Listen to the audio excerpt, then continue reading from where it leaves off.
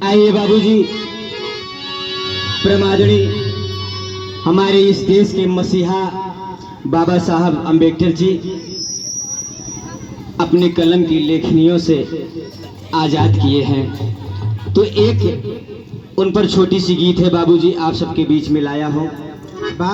आशा नहीं बल्कि पूर्ण विश्वास के साथ कह रहा हूँ, आप सबको पसंद जरूर आएगा।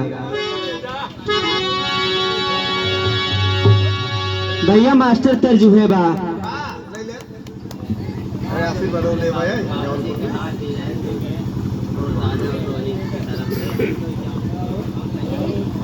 भैया बाबूजी के नाती के कोमलकर से राजा और बड़े भैया रोहित के कोमलकर से दोनों भैया की तरफ से 501 रुपए का पुरस्कार आया है। हम हमारी पार्टी बार बार धन्यवाद देते हुए आशीर्वाद की कामना करती है।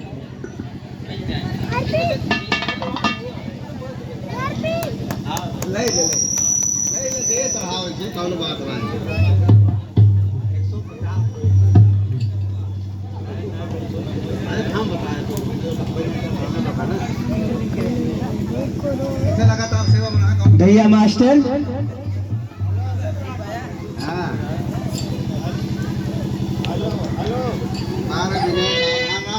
बहुत पुरानी तर्जबा मास्टर, कितनी पुरान होए, हड़प्पा खुदाई तो न होए। मड़ाए में पर्वत बुलावाला न हो, यह बात तर्ज भैया। अरे मड़ाए में पर्वत बुलावाला न हो, बुलावाला न हो, अरे राजा जोगिया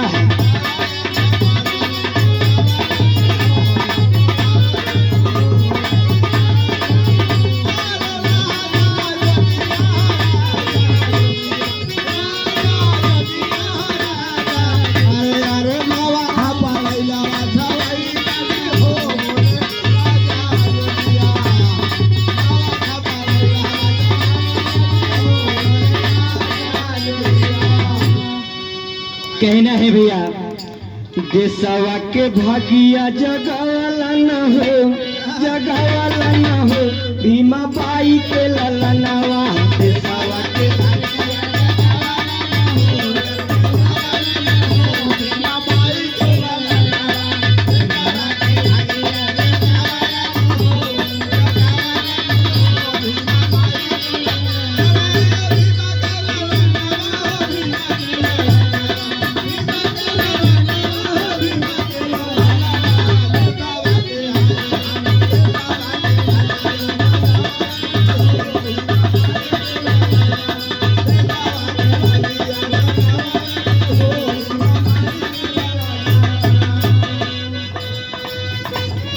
पिछड़ा दलित मजदूर के खेवैया,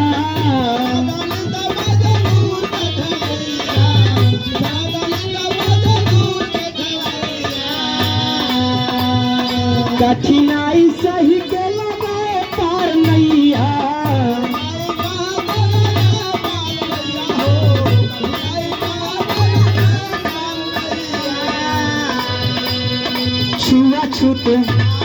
छुआछूत भेद के मिटावाला न हो, मिटावाला न हो, भीमा बाई के ललनवा।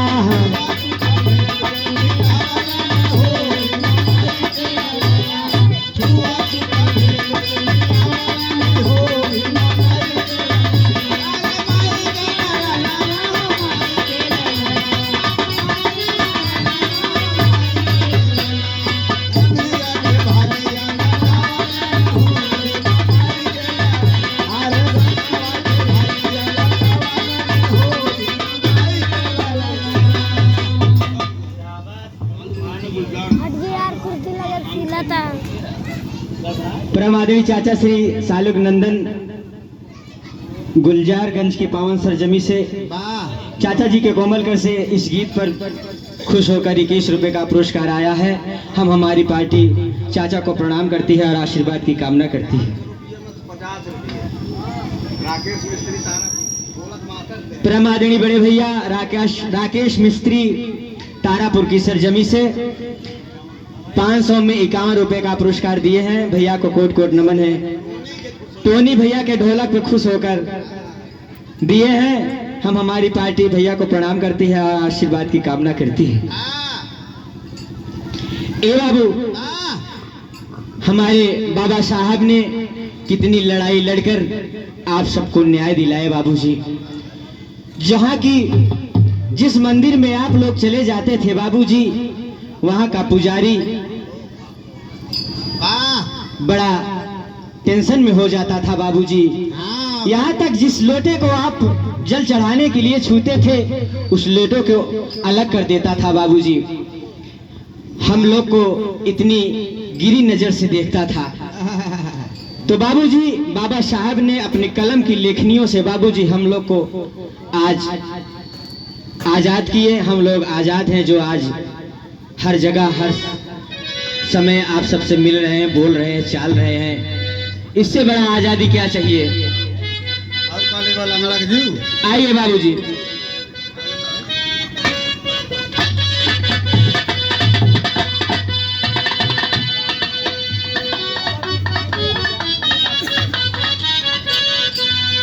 आंदोलन हुनर अपार हो,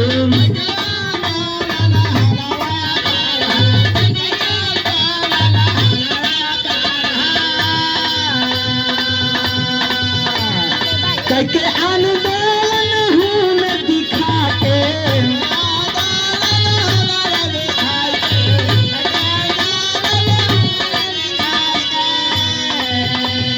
लिखे संविधान बाबा कलम उठा के,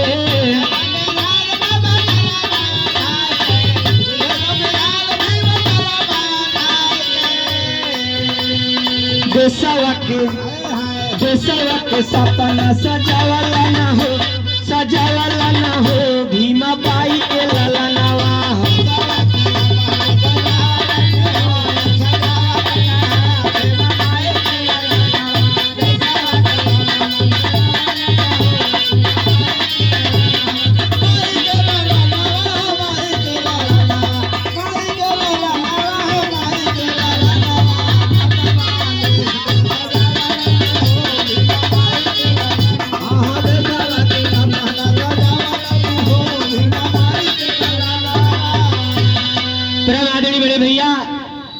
आकाश भैया बदलापुर की सरजमी से 51 रुपए का पुरस्कार दिए हैं। और साथ में पप्पू भैया की बेटी अंतिमा दीदी के कोमलकर से 21 रुपए का पुरस्कार इस गीत पर आया है। ला भैया 5 रुपये टोनी भैया से दिवावत थी।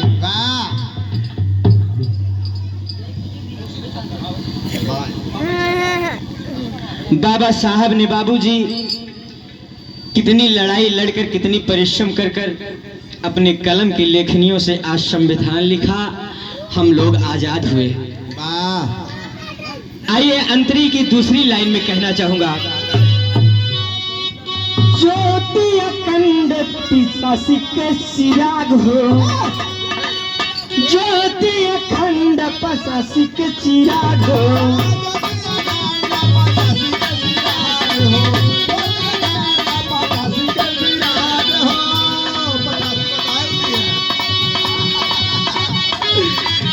मुजल दलित के मिला भागो,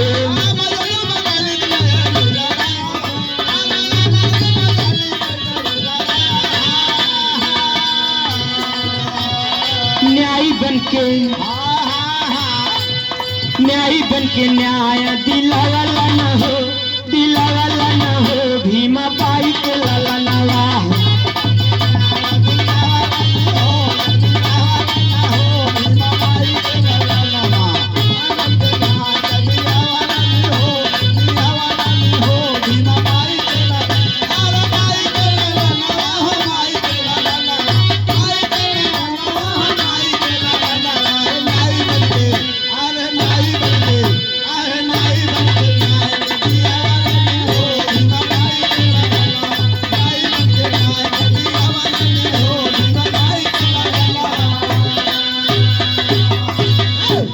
आज अगर यही हमारे भगवान बाबा भीम साहब अम्बेडकर न होते, तो हम सब आजाद नहीं होते बाबूजी।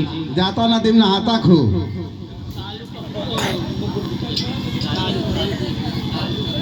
सालू नाम है बिटिया का, पप्पू बिटिया, पप्पू भैया की, मोगू बिटिया, मुग्गू भैया की बेटी ना सालू। सालू बेटी की तरफ से 21 रुपए का पुरस्कार आया है।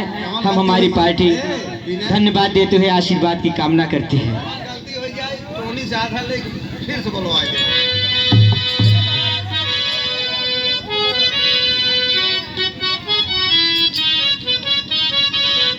आज पुकारत गगन चंदा तरैया, आज पुकारत चंदा तरैया,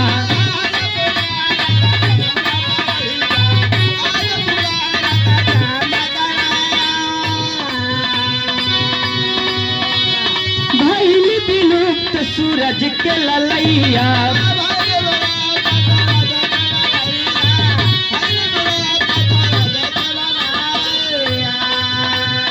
देशवा लुटेरा से, देशवा लुटेरा से बचावाला न हो, बचावाला न हो भीमा बाई के ललनावा।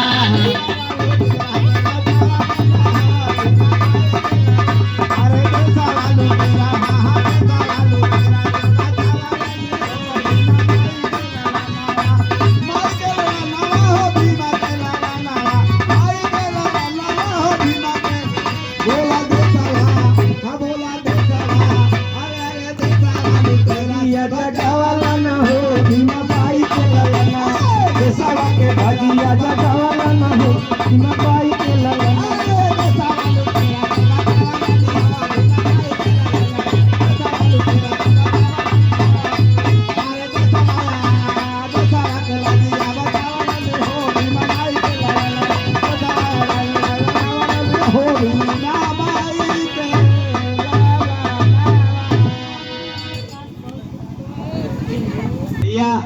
माता जी का कहना है ओम प्रकाश की दीदी कहीं भाग गई है। कहाँ भैया? अब भैया ओम प्रकाश भैया कहाँ हैं? टोनी हेर के लिए आवा। टोनी भैया जा हेर के लिए आवा। दियो बहादुर, क्या बात है।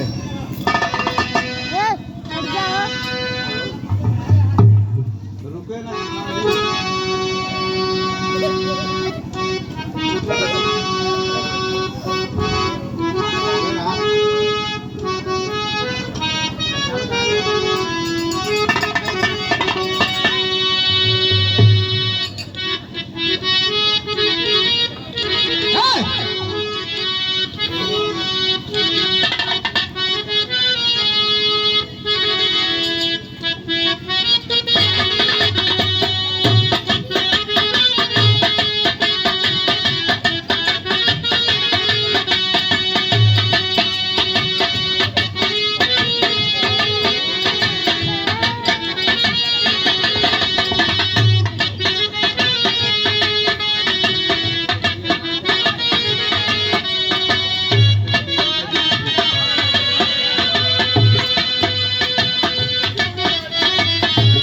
₹20 का पुरस्कार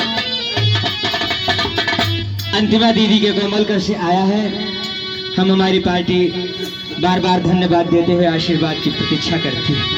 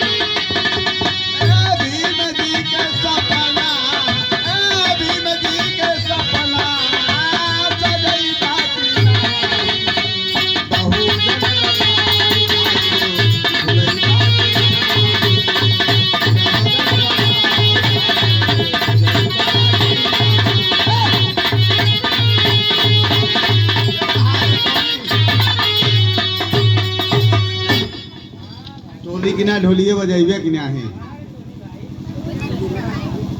खड़ा हो जल्दी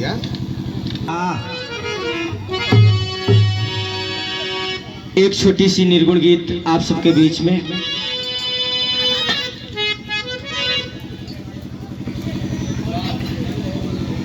बाबू बड़ी ही प्यारी इस लाइन है।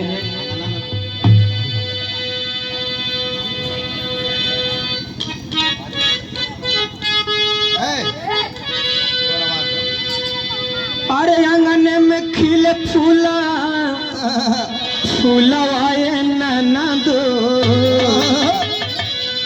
अरे आंगन में खिले फूला फूलवाए नैना दो, बादला बधौआ दुआरे पे।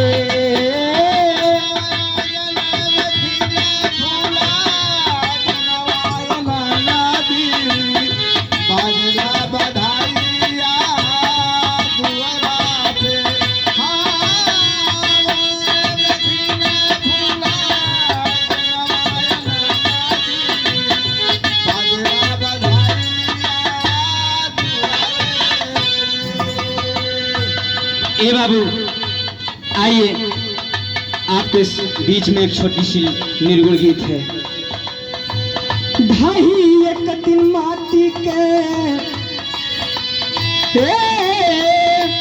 ढाई एक दिन माटी के दीवार ये संगतिया, मिली जाई माटिया मटिया में।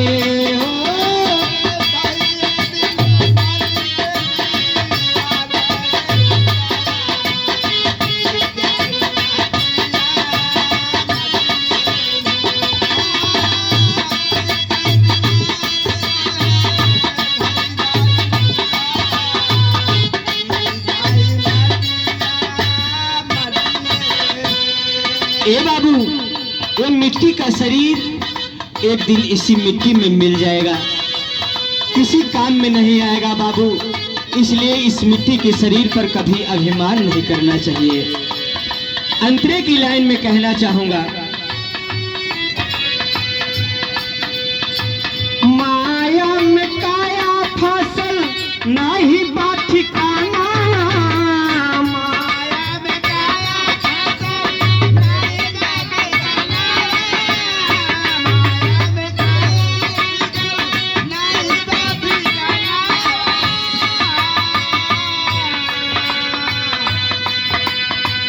कब के कर जन्म होई कब होई मराना,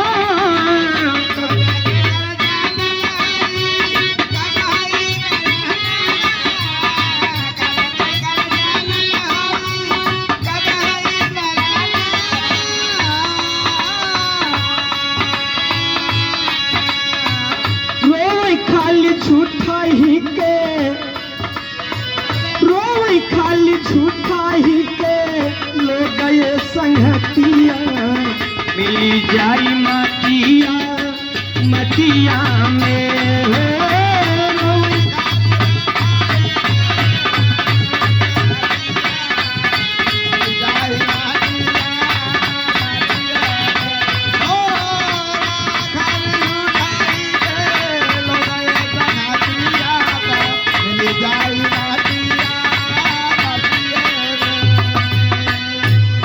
ए भैया, परम आदरणीय चाचा श्री रामफेर चाचा जी के कोमल कर से 51 रुपए का पुरस्कार, जो कि सांगापुर की सरजमी से है।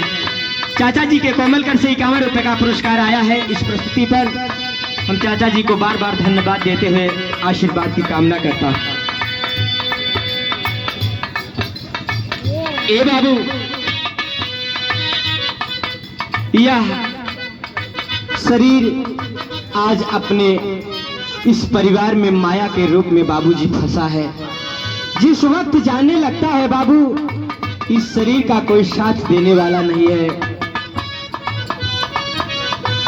अंतरे की दूसरी लाइन में कहना चाहूंगा,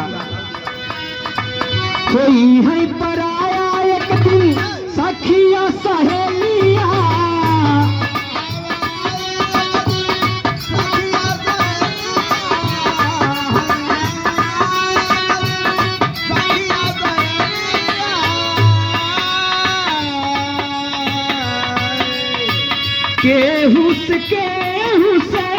कोई ना मिलना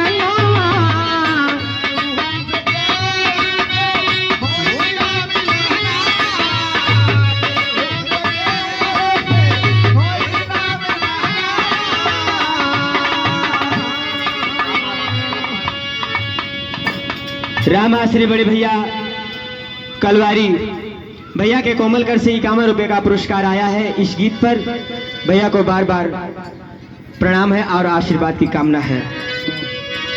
होई है पराया एक दिन सखिया सहेलिया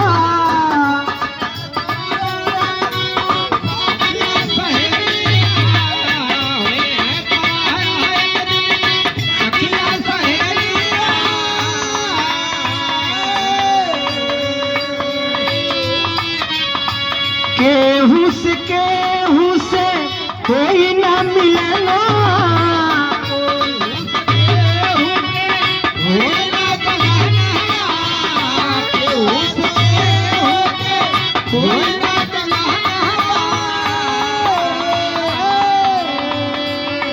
आती है लोग ये काती दी है लोग ये कातिल भी सारे ये संगतिया है लोग ये कातिल भी सारे ये संगतिया मिली जाई मटिया मटिया में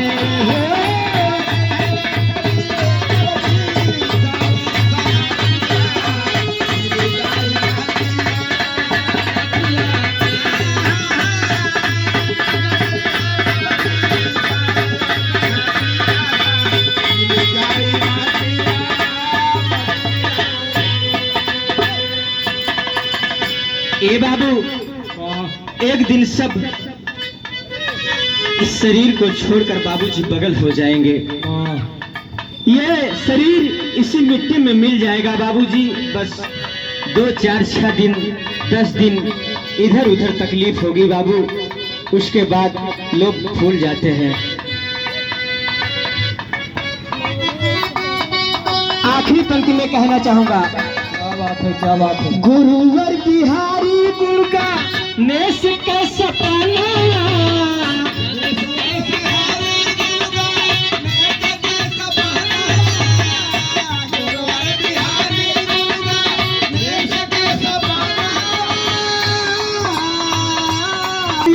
लिखे दिल के यार मना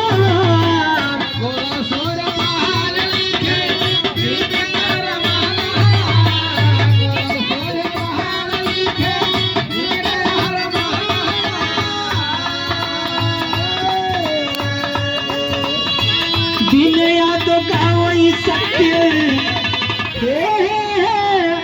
दिन याद गावई सत्याली पतिया अरे दिन याद गावई सत्या वाली पतिया मिली जाई मटिया मटिया में